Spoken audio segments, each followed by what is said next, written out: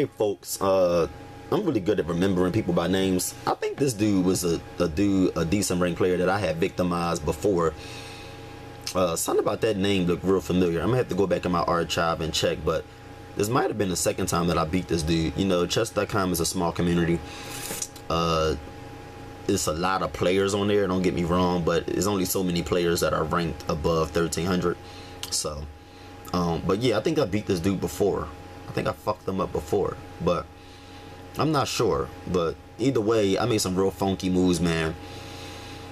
I kind of limited his piece's ability to move. You know, I kind of trapped them, I guess you would say, where they couldn't really do much and be effective. You know, because I had them trapped in with my pawns. I made sure my king was protected.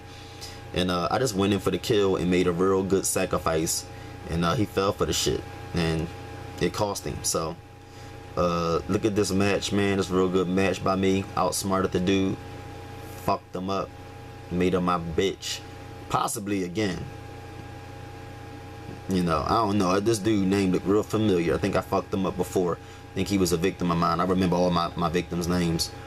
But even I got 1,000 of them right. Got 1,000 fucking victims. I've been fucking dudes up since 2010 on this account. So check this game out.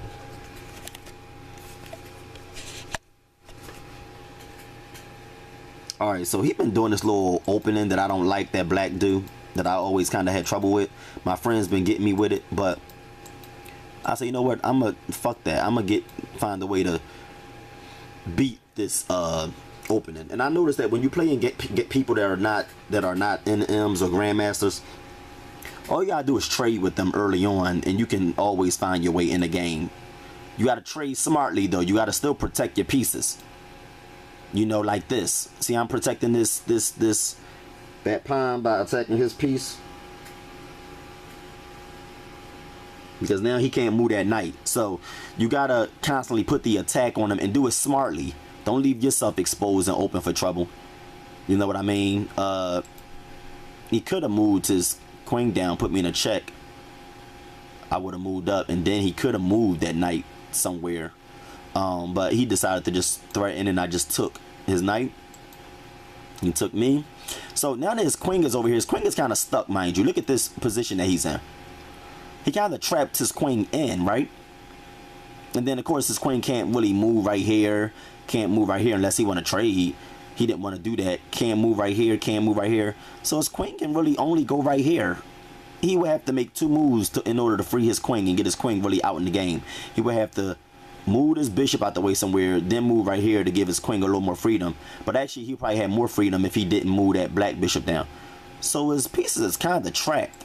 So I castled, and I just started pushing these pieces up over here. I seen something over here. So I said, you know what, I'm going to let you take him. I'm going to take him. And I just kept pushing these pieces up, because now I'm scaring him. The chess is psychological. You know, he's not going to really launch any attacks. First of all, like I said, he can't really move anywhere. I stopped that queen from moving anywhere. He can't go nowhere, really. This knight stopping all of that. But chess is meant to, because everybody, even a grandmaster, their attention would be over here. He wouldn't even be trying to do nothing with his queen. His attention is over here because he see that I can possibly get another queen. So what I did was, he moved down here and I moved up here. The reason he moved down here is because he wanted to have something protecting his rook when he moved down here and threatened my queen. But I said, you can have him. Take him. I'm gonna move all the way up here. Now I'm forcing a queen. There's nothing he can do to stop this. Nothing he can do to stop this. I'm about to get me another queen. I'm going to take him. Either way, if he didn't do that, let's say he moved his rook right here. Right? I would have got a queen. That way. But it was nothing he can do. He had to move this piece. I mean, because I would have took him, put him into check. He would have took with that, and then I would have got a queen either way. If he would have moved a rook right here, I would have got a queen either way.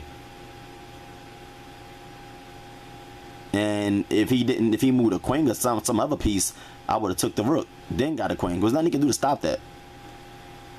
So I'm up 19 to 11 at this point. He takes that, and I get me a queen. Real funky move. Got him into check. and I took that rook. Now I'm really fucking him up, right? So he moved down there. Ain't nothing he can really do with this queen. My king is protected. It's really nothing he can do. He would have to move the bishop. He can't even do that. It's like really just nothing down here for him to do. There's nothing for him to do down here. My rook is protecting this whole line, and I'm 2 moves away from getting the queen. Ain't nothing he can do to stop that. So he quit. Outsmarted the fuck out of me. And his rating is pretty decent. Look at that. But once again, he couldn't handle this boy right here. This dude make a lot of dudes fold, man, under that pressure. He couldn't fuck with me. I gave him that funk. Fucked him up. And I ain't even that good. Look, that dude ain't even that good, and he be whooping up on these boys. Ain't that funny?